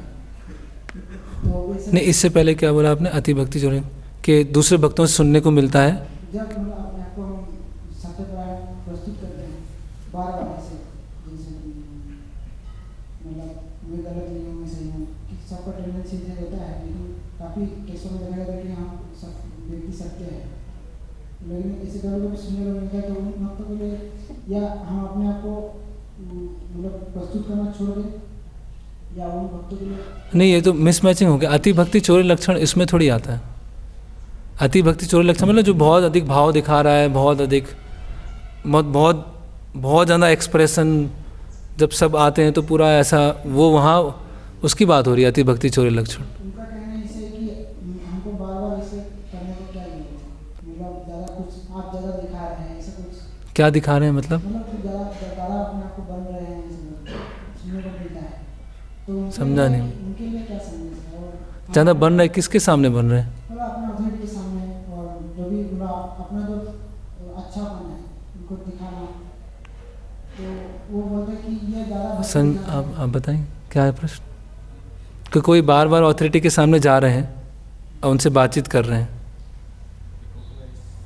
प्रभु क्वेश्चन ये कर रहे हैं कि अथॉरिटी के सामने जब हम अपनी सत्यपरायणता दिखाते हैं, हाँ, अगर कुछ ऐसा होता है तो जब हम बार बार उसे दिखा रहे हैं तो जो बाकी के लोग हैं वो उनको इस तरह से तंज कसते हैं। अच्छा, तो बाकी लोगों को कैसे पता चलेगा कि आप सत्यपरायणता अथॉरिटी के सामने दिखा रहे हैं? नहीं, लेकिन बाकी को पता कैसे चला? मान लीजिए आप किन्हीं के पास गए, व्यक्तिगत रूप से मिले, आपने अपना बताया, अच्छा बताया, गलत बताया, जो बताया, तो बाकी को कैसे पता चला कि आप अच्छा सत्यपरायणता दिखा रहे हैं? जब चर्चा होती है तो बात निकलती है, तो फिर वैसा फिर कमेंट नहीं, ये साइकोलॉजिकल चीज़ें ये सब छोड़ दीजिए। इस कोई क्या मतलब क्या सोच रहे हैं, हम तो ईमानदार हैं ना, तो धीरे धीरे पता चल जाएगा कौन कैसे है। वही तो क्या हम वो जो हम कर रहे हैं तो उनको छोड़ दें या नहीं, छोड़ क्यों दें? तो सत्यपरायणता, वो सत्यपरायणता को पालन करते रहे। मैं प्रश्न पूरी तरह समझ नहीं पाया। क्या करना चाहिए अगर कोई इस तरीके से बोल रहा है, तो हमें अपने स्पष्ट करना चाहिए मैं सत्य हूँ या गलत? नहीं, कोई अपने गुरु हैं उनके पास में बार बार जा रहे हैं, समस्याओं को लेके जा रहे हैं, या फिर बता रहे हैं कि मैं क्या सेवा कर रहा हूँ या क्या मुझसे, तो वो तो अच्छा ही है ना, तभी तो संबंध है। अभी गुरु के पास बार बार जा रहे हैं, अरे ये तो बहुत अधिक ही बन रहा है, तो ये क्या ज़रूरत है जाने की, इसकी क्या ज़रूरत है, ऐसा थोड़ी ना। तो गुरु है ही इसीलिए है ना कि उनके पास जाएं, चर्चा करें, वो है ही इसीलिए, वही हम कर रहे हैं, तो उसमें बनने वाली क्या बात है? और बाकी भक्तों को भी उसमें टॉन्ट नहीं करना चाहिए।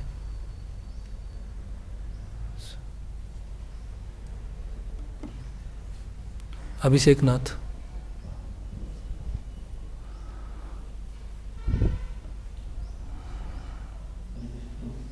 तो जैसे DTs उसमें बिगड़े की बहुत सारी सेवाएं हैं कि आप ये स्पॉन्सर कर दीजिए, स्पॉन्सर कर दीजिए, इसमें किसी ने पूरा DTs स्पॉन्सर किया, पूरा DTs का सामान, लेकिन कुछ दिन बाद कोई आए और ये पूरा DTs के लिए सिंगल सामान देना चाहता है, वो ऑलरेडी स्पॉन्सर था, उनसे बोला कि स्पॉन्सर है, आप इसको ले लीजिए, मेरे को ले लीजिए।